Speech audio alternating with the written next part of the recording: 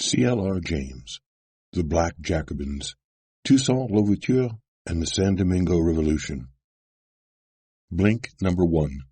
The very prosperous French colony of San Domingo was sustained by the brutal practice of slavery. In the late 17th century, France had acquired the colony of San Domingo, modern-day Haiti, in the West Indies. Over the next century, this colony was to prove very prosperous for the French. Its soil was fertile, allowing crops like indigo, cotton, sugar, and coffee to be grown. Yet there was a problem. To grow and harvest these crops, a huge amount of labor was needed, and this wasn't readily available. The original native population of the island had all been but wiped out by European colonists, and the climate made it almost impossible for European laborers to carry out the backbreaking work. The solution to this problem was to use African slaves. In San Domingo, along with the other European colonies in the Americas, huge numbers of African people were forcibly transported from their homelands to work as slaves.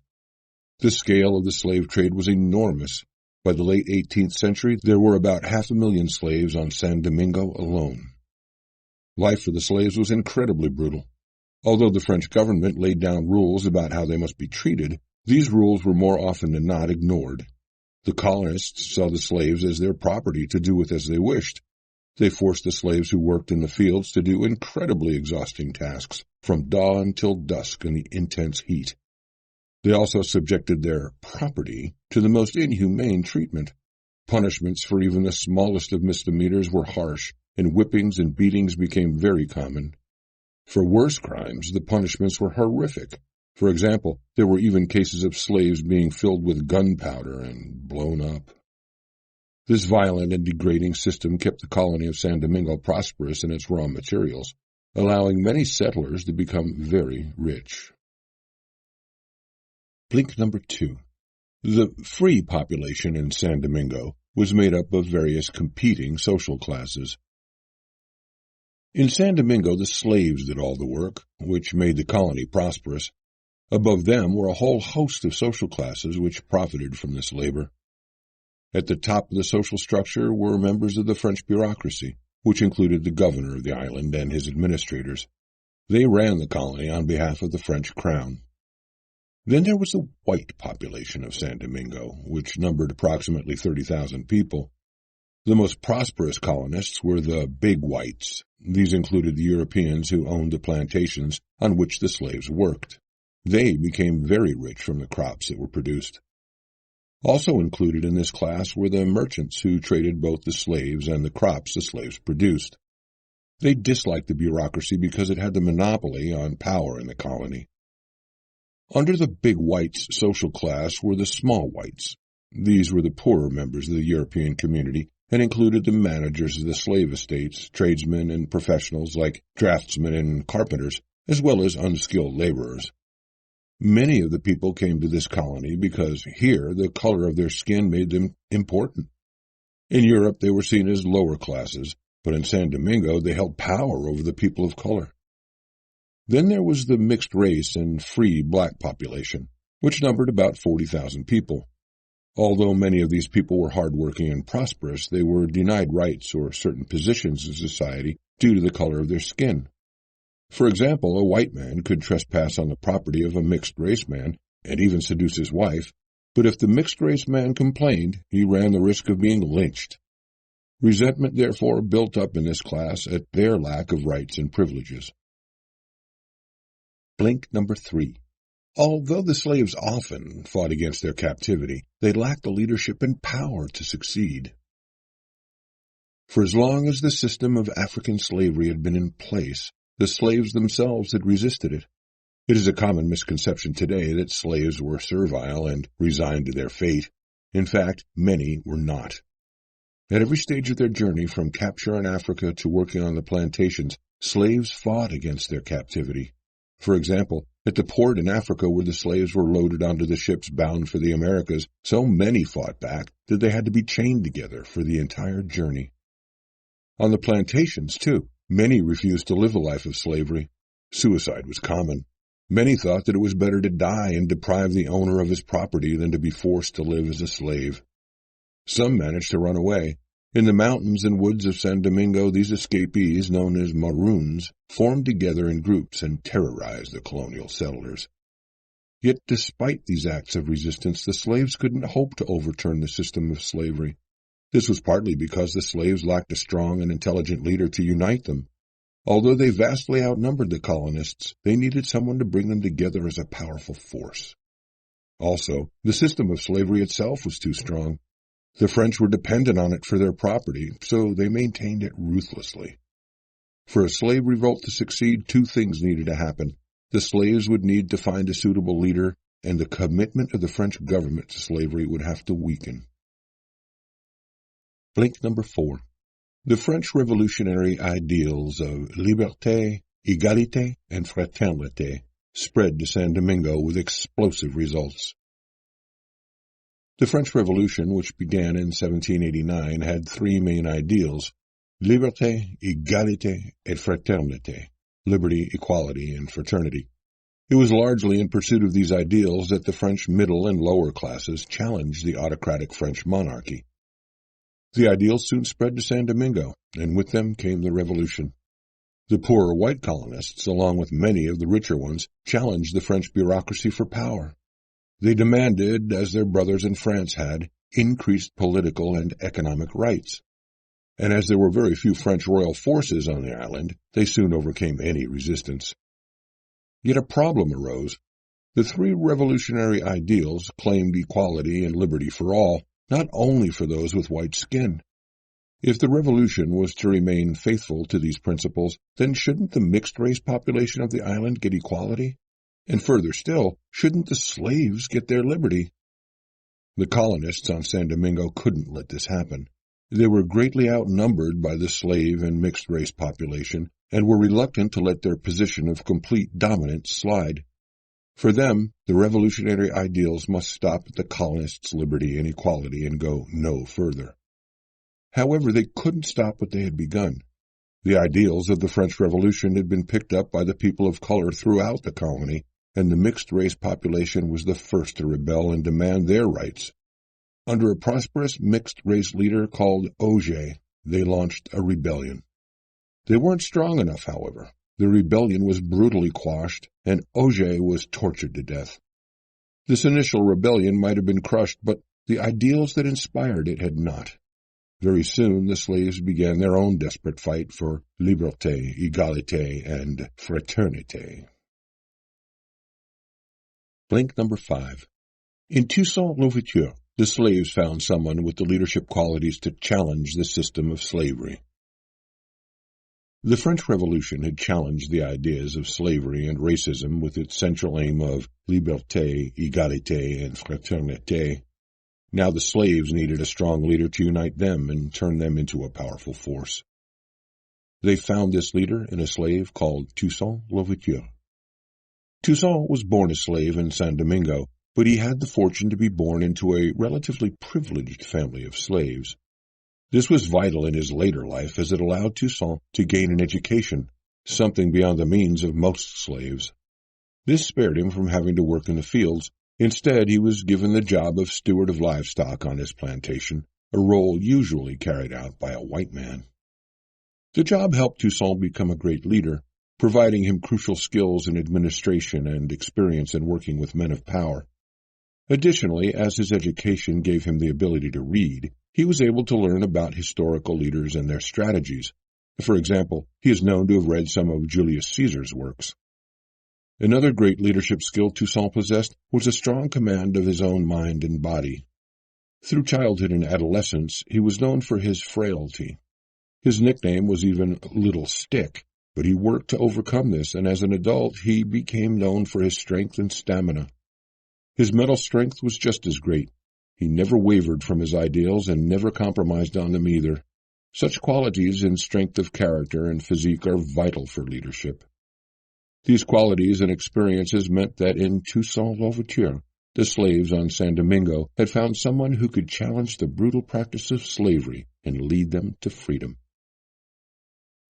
Blink number 6. In 1791, the slaves of San Domingo rebelled, and Toussaint L'Ouverture soon became one of their leaders. After seeing the white and mixed-race colonists take up arms for their own freedom, the slaves of San Domingo, the lowest members of colonial society, fought back. In July 1791, they revolted, overrunning the plantations and villages of the colonists in many areas of the island. The slaves were ruthless in their destruction. The brutal system of slavery had taught them the power of repression, violence, and murder, and in their rebellion they replied in the same spirit. Terrible violence was committed by both the revolting slaves and the colonists who had resisted them. The slaves did have initial success, but these victories had everything to do with their superior numbers rather than good organization and leadership. Many of the rebellious slaves wore rags, some were naked, and there were few modern weapons. The military strategy was also weak. For example, some slaves bravely put their arms inside loaded cannons after the fuse was lit in order to pull the balls out, a tactic that could not possibly work. What was needed was a well-ordered and disciplined army, and Toussaint L'Ouverture was to help provide one. Toussaint had joined the rebellion as a physician, but he soon left this post to become a military commander. He set about recruiting and training a formidable army, and began by hand-picking a few hundred men, whom he turned into a well-drilled military unit. These soon became the best revolutionary soldiers on the island. Eventually, this unit was to grow in size as more and more slaves joined what they saw was the strongest army in the revolt. From this position, Toussaint grew in strength as leader of the San Domingo slave revolt, and he soon became its main military commander. Blink number 7. Toussaint L'Ouverture never sacrificed his aim to abolish slavery on San Domingo. Very early in his role in the San Domingo Revolution, Toussaint L'Ouverture determined that he would never sacrifice or compromise on one central ideal. He would settle for nothing less than the abolition of slavery. This important central idea influenced his actions throughout the revolution. In fact, because of it, he and his armies fought alongside different sides throughout the conflict. For example, early on in the rebellion, the French government had backed the colonists against the slave revolt.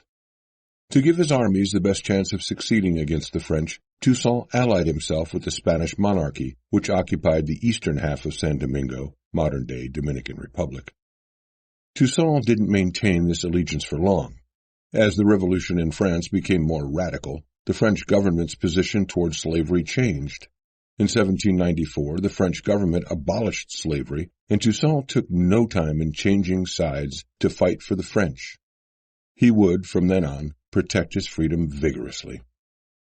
To this end, Toussaint never really trusted any of the European powers.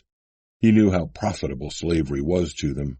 They might say they would help the slaves in their struggle for freedom, but how long could they be trusted? He knew that many of them would use friendship only as a ruse to get themselves established on the highly prosperous island. To Toussaint, it seemed highly likely that one of them would capture it for itself and reestablish the brutal practice of slavery.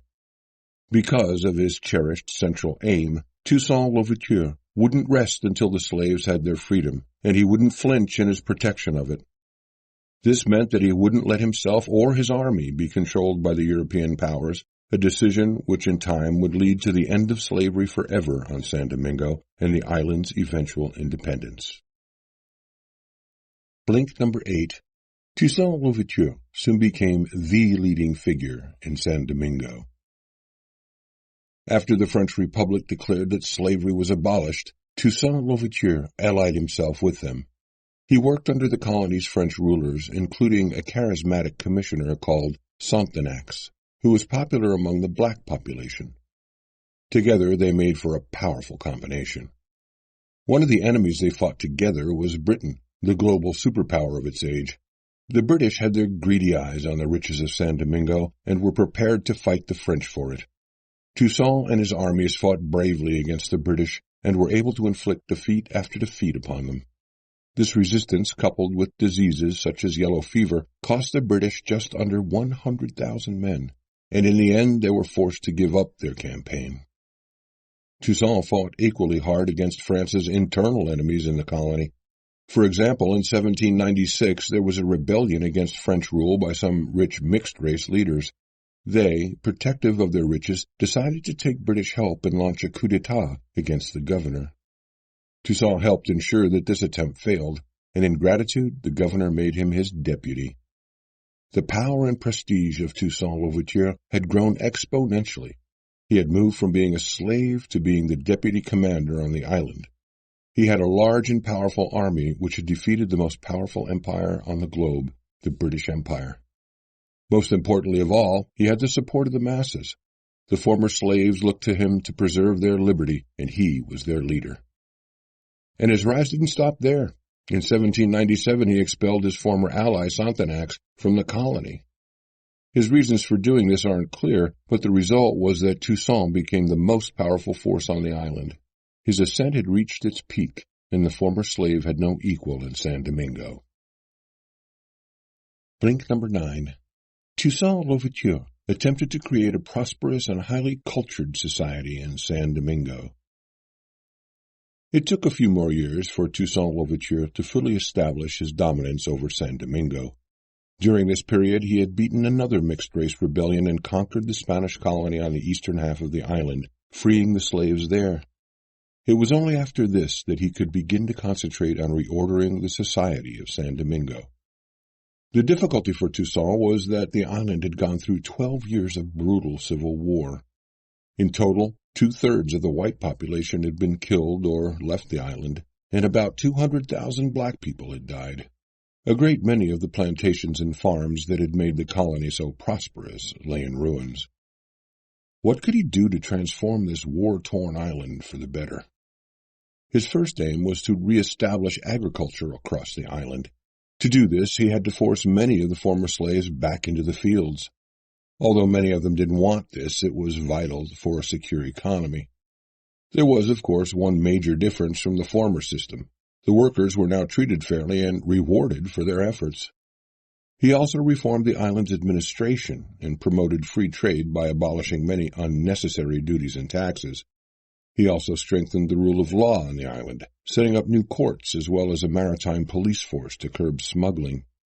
Finally, Toussaint promoted a civilized and peaceful society. He was a devout Catholic and expected others to follow his strict morals. For example, he encouraged his soldiers and officials to marry and to refrain from having concubines. To this end, he also had schools built throughout the island to educate the masses. Blink number 10. Toussaint L'Ouverture's desire to create a multiracial society in San Domingo alienated some of his black supporters. It might be expected that Toussaint, a former slave who commanded an army made up mostly of former slaves, would seek his revenge on the whites. Yet, throughout his leadership of San Domingo, he tried to protect the position of the white population in the colony. He promoted a position of racial tolerance on the island. For example, he would often be confronted by black supporters asking why white people still held positions of power. He would answer by mixing red wine and water in a glass and then, showing them the result, state, "We must all live together." This conciliatory attitude seems to have been born partly from a hatred of unnecessary bloodshed. Throughout his role in the rebellion, he was lenient with enemies compared to the other commanders. Yet something else also motivated his attitude toward the white population. He was aware that they were the most experienced and capable members of San Domingan society. With this in mind, he encouraged them to play a variety of roles in his administration. For example, many officers in the army were white. Also, driven largely by his desire to improve agriculture, he allowed many of the white plantation owners to keep their estates. However, while Toussaint understood the need to work with the white population, many of his supporters did not. What they saw was the very people who had kept them as slaves or fought against them in the rebellion being allowed to keep their lands and wealth. They thought this unfair. This unhappiness grew, and there was a rebellion by some former slaves against the white population in 1801. General Mohies, one of Toussaint's nephews and most loyal commanders, was implicated in the rebellion and thus executed by Toussaint. He had been a popular figure among the black population, and his death further weakened support for Toussaint. Blink number 11. Under Napoleon, the French government invaded San Domingo with disastrous results for Toussaint L'Ouverture. Just as the position of Toussaint L'Ouverture was being weakened by a loss of support, a French army of 20,000 men sailed to San Domingo. This force had been sent by Napoleon Bonaparte, who had become the dictator of France. Despite the independence of his actions, Toussaint had never severed the link between San Domingo and France. He respected French culture and the ideals of the Revolution, and above all he cherished the 1794 decree of the French Republic abolishing slavery. But this was now a very different French government. The revolutionary ideals had died with the rise of Napoleon's military dictatorship. There were also plans, kept secret at first, to bring back the highly profitable system of slavery to San Domingo. Toussaint, while not aware of this specific plan, knew that the French army were coming to subdue the population of the island. Therefore, he resolved to fight it. Unfortunately for him, his actions in executing Mohis had weakened his support among the masses. Thus, after the French army landed, it quickly gathered a foothold and support. Although Toussaint's forces fought bravely and inflicted heavy losses on the French forces, they were gradually worn down. Toussaint was shocked by the destruction that the war was having on San Domingo. In the end, he was impelled to make peace, and so surrendered. He was given leave to retire to his land in the countryside. However, this freedom was not to last. On June 7, 1802, Toussaint was arrested by French forces and put on a ship bound for France. But Toussaint never received a trial in France. Instead, he was taken to the cold and desolate Fort de Joux, where his health was deliberately allowed to deteriorate until, on April 7, 1803, he died. Blink number 12. The arrest of Toussaint and French attempts to restore slavery led the population of San Domingo to declare independence. After Toussaint L'Ouverture's arrest in 1802, the masses in San Domingo grew wary. Whatever many felt about his actions toward the end of his period in power, he was still seen as the man who had given the slaves their freedom. French actions on a neighboring island were soon to make the situation much worse. Just as they had in San Domingo, the French overthrew a local leader in Guadeloupe, another of their colonies, but this time they also began to reinstate slavery. Once this news got to San Domingo, the tense atmosphere on the island exploded into full-scale rebellion. Freedom and liberty were things the people of San Domingo were prepared to protect at all costs, so they launched themselves into revolt. This rebellion, led by Toussaint's former subordinate Dessalines, harried the French forces across the island. As they pressed on one side, disease pushed from the other. The French forces were shrinking. Of the 34,000 troops that had landed on San Domingo, 24,000 were dead and 8,000 were in the hospital. Their position was untenable. So once again, an army made up of ex-slaves had defeated a European power. Yet, unlike Toussaint, who had tried to maintain the link with France, Dessalines decided to cut it forever. San Domingo was to become an independent nation, the nation of Haiti. There was yet another difference between the leadership of Dessalines and the leadership of Toussaint. Whereas Toussaint had promoted conciliation, Dessalines resolved on vengeance. In 1805, he ordered the massacre of the white population in Haiti. The island now had its freedom, but not in the way that Toussaint L'Ouverture had envisioned it. Blink number 13. The slave revolution was the result of the ideas of the French Revolution and the unique skills of Toussaint L'Ouverture. We often think of the French Revolution purely in European terms. We think of the terror of the guillotine in Paris and the battle between effeminate aristocrats and French peasants dressed in rags. We rarely think about its impact on a wider level. Far from just being a European affair, the French Revolution inspired people across the globe. The revolution in San Domingo is a perfect example of this. It was here that the ideas of liberté, égalité, and fraternité propelled one of the most oppressed populations in history to rise up and win their own freedom. Yet this could not have been achieved without another factor, Toussaint L'Ouverture. If the French Revolution provided the impetus for the rebellion, then he provided the strong leadership to carry it through. Without him, there is a strong chance that the revolution would have petered out or maybe compromised on central issues, like the total abolition of slavery. Toussaint not only had the leadership qualities that made him a strong military commander, but he also possessed skills that enabled him to outthink his enemies, who were usually far more educated. Many of these enemies thought that a black person, especially a former slave, was incapable of leadership, so they underestimated his abilities, especially on the field of battle, which often led to their defeat. Together, the French Revolution and the leadership of Toussaint L'Ouverture led to the first successful slave revolt in history, which helped end both the brutal practice of slavery and the idea that only white people were capable of leadership. This is how revolution and Toussaint changed the world, by inspiring enslaved people across the globe to call for their own liberty and freedom. We thank you for choosing to hear our blinks to The Black Jacobins by C.L.R. James, whose book tells the story of Toussaint L'Ouverture and the first successful slave revolt in history. L'Ouverture's unique leadership skills, combined with the powerful ideals of the French Revolution, inspired the slaves of San Domingo to rebel against their oppressors. He enabled this poor and subjugated community to defeat some of the richest and most powerful societies in the world, and in doing so win their freedom. Consider the following as actionable advice drawn from the events documented in The Black Jacobins. If you want to know why people rebel, look at the San Domingo Revolution. Many people are scared of revolutions. They see them as dangerous events initiated by tyrants and demigods. Yet if you look at the San Domingo Revolution, you can see the real reason why people rebel. They don't do it for their own power or for the love of destruction, but for their own liberty and that of their communities.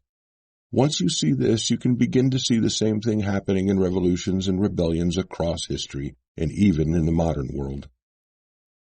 Don't rely on one account of history. Look at events from every side. Today, many histories laud the abolition of slavery as a great event in European history. They teach us about politicians in the parliaments of Europe acting on humanitarian principles to rid the world of the evil of slavery. In doing this, they fail to recognize the duplicity of the European governments of the same time. Britain, for example, abolished slavery only when it was no longer profitable for them. In France, after the abolition of slavery, Napoleon tried to bring it back. This shows that you shouldn't rely on any one history. Make sure to look at many accounts instead. Never underestimate the power of a great idea. Powerful ideas can change the world. The three central aims of the French Revolution, liberté, égalité, and fraternité, inspired people across the globe to act. From the peasants and artisans in France to the slaves of San Domingo, people were called to action by these noble ideals. Please let us know what you think about our content. Just drop an email to remember@blinkist.com with The Black Jacobins as the subject line and share your thoughts.